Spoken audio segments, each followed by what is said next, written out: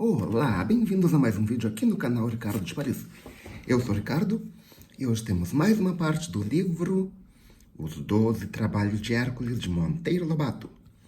Mas primeiro, curta o vídeo e se for a primeira vez aqui, inscreva-se e acione o sininho para receber as notificações. Já curtiu? Já se inscreveu? Já curtiu? Já se inscreveu? Tem certeza? Verifique já se não se enganou, ok? Então, vamos para a parte de hoje.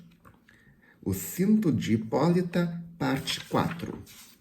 Vamos ver se tem ilustração. Tem. Meio a meio, diante dele está Hércules. O que será que está acontecendo? Vamos descobrir. Parte 4, rumo a Temícera. Hércules tinha de ir por mar até o ponto Euxino, que era como então se chamava o Mar Negro hoje. Por lá ficava o tal reino do Ponto, perto da Capadócia, a terra de São Jorge. Próximo de Termicira, a capital deste reino, é que deviam reunir-se para a aventura das Amazonas os amigos convidados por Hércules. Sabe onde fica isso? Já esteve lá? Se já, coloque nos comentários aqui embaixo. A viagem por mar correu péssima para o herói, com aquela sua mania de enjoar o tempo inteiro. Mas foi boa para a perninha do Visconde. Os ossos da quebradura soldaram-se, mesmo assim ficou mancando e não dispensava as muletas. Meio a meio também foi, e também enjoou. Era a primeira vez que um centauro entrava em um navio. Conhece alguma outra situação que um centauro entrou no navio? Coloque nos comentários aqui embaixo. No desembarque tiveram uma agradável surpresa. Foram recebidos pelo mais lindo e amável dos deuses, Zéfiro. Mas Zéfiro não é um vento? Perguntou Emília, e o Visconde. Sim, para os modernos é um agradável ventinho de primavera. Para os gregos é um deus. E que lindo deus! Suave, tão fresquinho, tão perfumado das primeiras flores da primavera. Tem lindas asas de borboletas e fronte cingida de uma coroa de primaveras. Pedrinho observou que no sítio de Dona Benta havia muitos pés de primaveras. As lá do sítio são outras, disse Visconde. São buganvilhas, nome dado em honra a Bougainville, um famoso navegador francês. As daqui são flores de uma plantinha rasteira que abrem no começo da primavera. Zéfiros na cabeça, violetas e primaveras das daqui. Tem o corpo diáfano. Que é diáfano? Quis saber Emília. É um vocábulo composto por duas palavras gregas. Dia, através, e faino. Eu brilho. Diáfano quer dizer quase transparente e translúcido. Quando a luz atravessa completamente um corpo, como no caso do cristal, diz-se que o corpo é transparente, e quando não atravessa completamente, e assim mal e mal, diz-se que é diáfano. O Visconde explicava as coisas tal qual Dona Benta havia aprendido com ela. Muito bem, disse Emília. Zéfiro tem o corpo diáfano. E o que mais? Muito mais lépido e leve. Desliza pelo espaço graciosamente com uma cesta de flores na mão. Daí os perfumes que vai espalhando à sua passagem. Zéfiro casou-se com Clóris, a mesma divindade que os romanos chamam Flora, e a paia de Carpo, uma das três graças. Quais são as outras duas? Estas lindas divas têm nomes variáveis. Chamam-se Aglaia, Thalia e Eufrosina. Segundo diz o antiquíssimo poeta Hesíodo, em seu poema sobre os deuses, outros dizem que são Cleta, Pasiteia e Pito. Outros que são Faina, Hegêmona e Alço. Outros que são Talo, Alcho e esta Carpo, filha de Zéfiro. As graças em grego chamavam-se Carites, nome que vem de caris, isto é, graça, alegria, agrado, amabilidade, e são encanto as três Carites. só se preocupam de uma coisa, agradar. E possuem de fato o maravilhoso dom de agradar. Tudo no mundo que é macio, fino, afável, gostoso, vem das Cárites. Que mimo! Exclamou Emília. Já estou me encantando com elas. E até juro que das três a mais bonita e agradável é a Carpo, a filha de Zéfiro e Flora. Que delícia ser filha de um vento ou brisa tão leve e da deusa das flores perfumadas. E Emília ficou de narizinho para o ar num enlevo, respirando com delícia o Zéfiro que perspassava. O Visconde continuou. Zéfiro teve mais filhas, as brisas. As brisas? Berrou Emília. Que amor! Qual a diferença que há entre ventos e brisas? A mesma que há entre adultos e criancinhas. O vento é o pai, forte, valente, enérgico. A brisa é uma menininha de 3 ou 4 anos que só cuida de brincar. Em que sou? Brisa ou vento? O Visconde olhou bem para ela e respondeu. Você, às vezes, Emília, é um verdadeiro pé de vento. Enquanto assim conversavam a bordo da barca de vela, o pobre herói de bruços, namorada com os olhos muito brancos, vomitava as tripas. Pedrinho olhava-o com expressão condoída. Mas não haverá um remédio para tanto enjoo? Nossa viagem vai ser longa, mais de 300 quilômetros. E se Hércules morre? Emília teve uma ideia. Visconde, os gregos possuem um deus para cada coisa. Será que não há um para o enjoo? Ignoro, respondeu Sabuguinho. Pergunte a Melampo. Nada mais inútil do que perguntar certas coisas a Melampo. Apesar de grego, sabia muito menos da história e das lendas gregas do que o Visconde, um simples sabugo. Melampo era mestre só numa coisa, reinações. Chegava até o absurdo de, ali naquela barca tão apertadinha, montar no asno de ouro e fingir que estava galopando. E fincava-lhe os calcanhares como se fossem esporas e batia-lhe nas ancas tapas estalados. O Visconde contou que a história de Lúcio transformado em asno ia ser narrada por um escritor romano chamado Apuleio, que ainda estava no calcanhar da bisavó. Ao saber disso, o asno derrubou as orelhas. Quer dizer que vou me prestar para a risota do mundo? Ai, ai! Antes do embarque, já havia Lúcia descoberto uma linda roseira carregada de rosas e quase chorou de desespero. Bastava abocanhar uma delas e estaria devolvido à sua forma humana, mas teve de engolir em seco. Estava ligado àquele grupinho pela palavra de honra. O pior era que sua função ali se resumia a uma coisa só: funcionar como besta de carga de um moleque de Micenas. Melhor ser burro de carga de um moleque de Micenas durante algum tempo do que o resto da vida como burro de carga. Concorda ou discorda? Já sabem onde comentar. Afinal chegaram, e não foi sem tempo.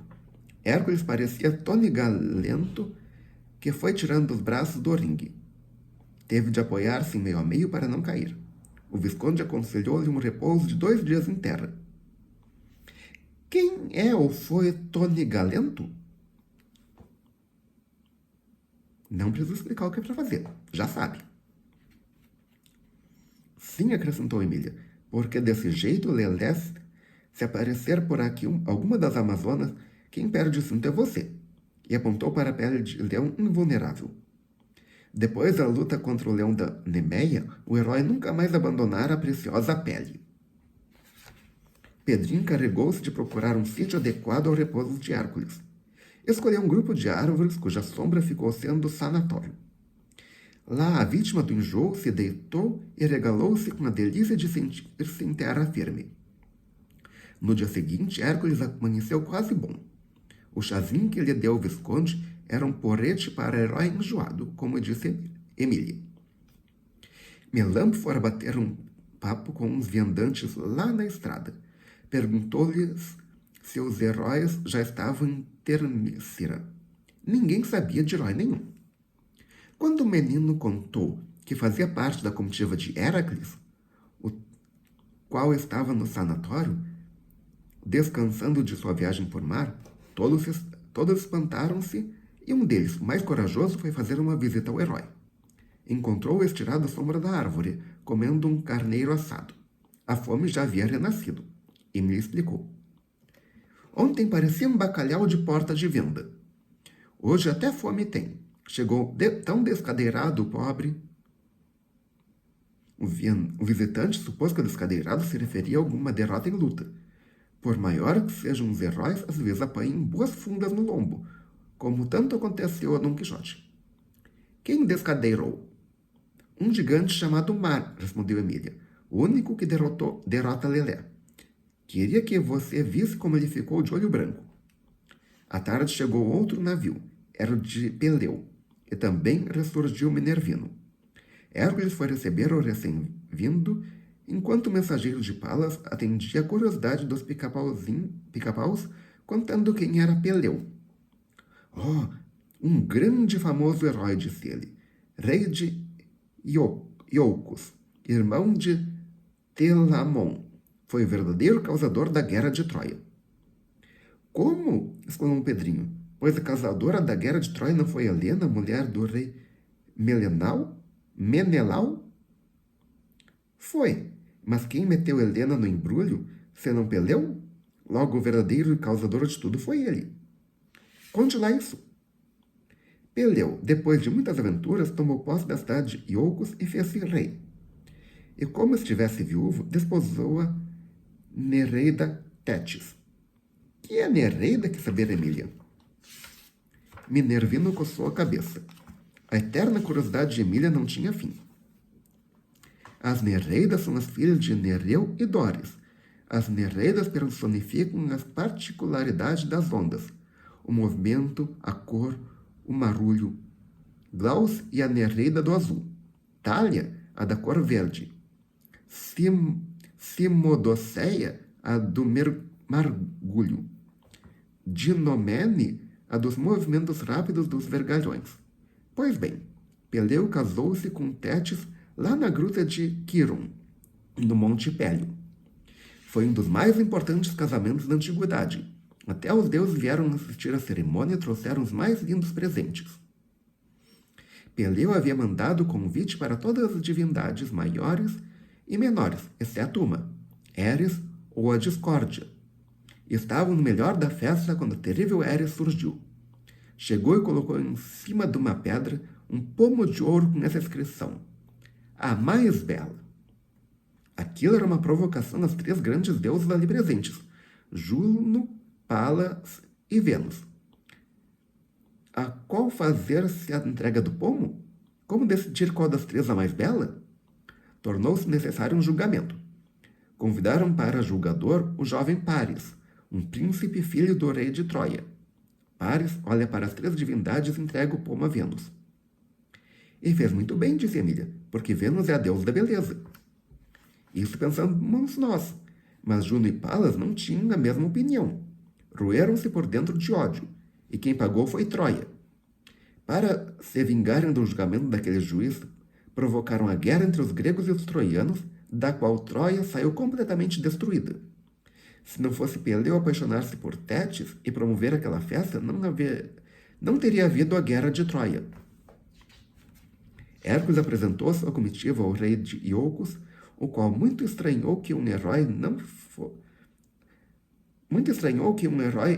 tão grande andasse com um escudeiro tão pequeno e esquisito, de cartola e muleta. Mas gostou muito de Pedrinho e Emília. Ao saber da atuação dela nos casos do javali, do erimanto e do gigante Anteu, suspirou. Ah, quanto desejável dispor de uma dadeira de ideias, assim. Minha vida tem sido das mais atormentadas porque sempre me faltam boas ideias nos momentos decisivos. E esse asno? É Lúcio, gritou Emília. Um homem que virou asno porque no escuro do laboratório da feiticeira errou de pomada. E fala como gente. Senhor Peleu, quer ver? E para o asno, diga alguma coisa. Lúcio, muito desapontado daquele papel de fenômeno exibido em feira, disse depois de um suspiro. Bem-vindo seja essas paragens, ó nobre rei de Iolcos. Peleu quase caiu para trás de susto. Era a primeira vez que via um asno falante. Emília deu uma grande risada. Isso de asnos falantes, de Dona Benta, é o que há mais no mundo. Diz que até nos tronos há asnos falantes. E nos congressos, nos ministérios, nas academias, mas só asnos de 2 pés e com forma humana. Asno falante de 4 pés, só sei deste. Lá no sítio também temos um burro falante, mas asno não é burro. Chama-se o conselheiro. E como fala bem. Só diz frases filosóficas. Sabe o que é, herói? Peleu já estava tonto com a parolice de Emília. Pedrinho aproveitou um momento em que a ex-boneca fez uma pausa para engolir e disse: Já sabemos da sua história, Sr. Peleu, e muito lamentamos a desastrada sentença de pares no caso das 3 deusas, lá na festa do seu casamento. Por quê? Exclamou Peleu admirado. Porque foi dali que saiu a guerra de Troia. Peleu franziu a testa. Jamais havia pensado em tal coisa. Emília meteu o bedelho. Aquele Paris não tinha a menor habilidade. Se fosse Salomão, a sentença seria uma beleza e todos ficariam contentes. E qual seria a sentença desse Salomão? Quis saber Peleu. Ele dividiria o pomo em 3 pedaços e daria um a cada deusa, dizendo: empatou. Mas um juiz não pode empatar, observou Peleu. Justamente quando as coisas empatam é que os homens recorrem aos juízes. Que é uma sentença, senão um desempate? Emília atrapalhou-se, mas não querendo dar o braço a torcer, veio com outra solução das suas. Salomão chega ao ouvido de uma e dizia: a mais bela é você, mas não diga nada às outras. Gostando das mesmas palavras para as 3, deixava-as contentíssimas e sem guerra nenhuma. E você acha que essa estratégia funcionaria? Coloque nos comentários aqui embaixo. Eu acho que não. Porque elas não são de guardar segredo. Iam querer se exibir, dizendo: viu? Eu fui escolhida como a mais bela. Peleu riu-se e voltou à carga. Mas Paris tinha de entregar o pomo a uma das 3. Eu, se tivesse de entregar o pomo, fazia um passe de mágica e sumia o pomo na manga. E depois, com cara inocente: ué, que fim levou o pomo? Deste modo, embrulhava a todos.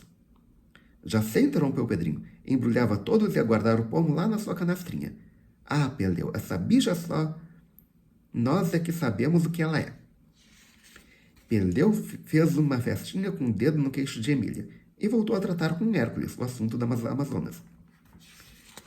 Estive pensando, Hércules, que talvez não seja possível conseguir as boas do que a força vai ser bastante duro. Propomos que mantemos a rainha Hipólita um parlamentar. É uma ideia, disse Hércules. Eu poderia enviar o meu escudeiro se não fosse o desastre que o pôs de perna quebrada. Talvez Pedrinho possa substituí-lo. E voltando, se chamou o menino. Escute, oficial. Tem de mandar um mensageiro à rainha Hipólita. O Visconde era naturalmente indicado, mas a fratura na perna o põe fora de serviço. Pensei em você. Quer ir com Hipólita em nosso nome? Pedrinho esfriou.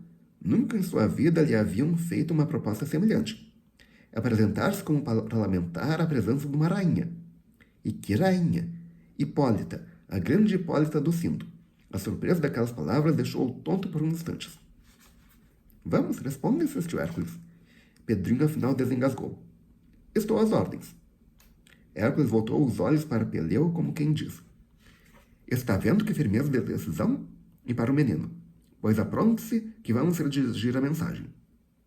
Logo depois partia Pedrinho montado em meio a meio, levando no bolso a mensagem de Hércules. E Peleu a Hipólita.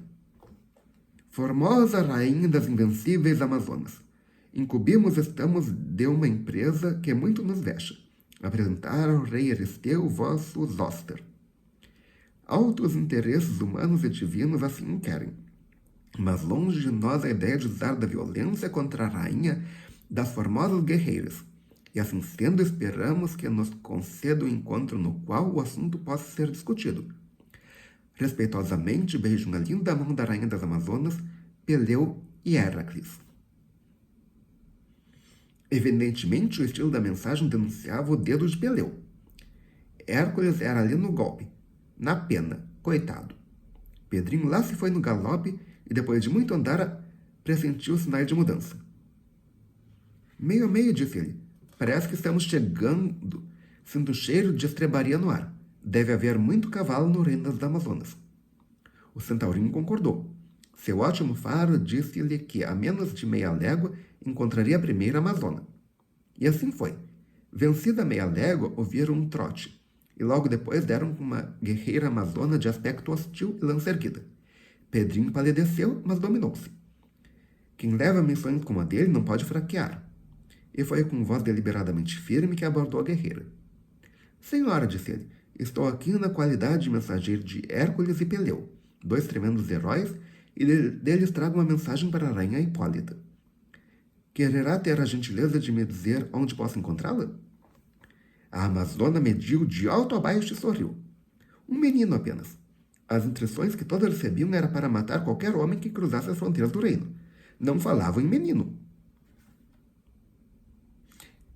E a amazona, baixando a lança, respondeu. Na tenda branca, à margem esquerda do rio Termodonte. Lá encontrará a nossa grande rainha. E mostrou o rumo. Pedrinho respirou, enquanto meio a meio dizia. Ela nada fez porque você ainda é um menino. Se se tratasse de um homem feito, ela te-lo-ia espetado com a lança. Às vezes vale a pena ser-se escrila. Pedrinho tomou pelo rumo indicado, e depois de algum tempo defrontou Termodonte, um riozinho à toa. Margem esquerda, disse ela. É a de lá. Ponte era coisa que não havia. Tiveram de atravessar a nado. Depois foram andando. Súbito viram ao longe uma espécie de campo de guerra com barracas e movimento de animais. Deve ser lá, disse Pedrinho. Mulheres guerreiras hão de viver em acampamento como aquele. E de fato era lá o acampamento da rainha Hipólita.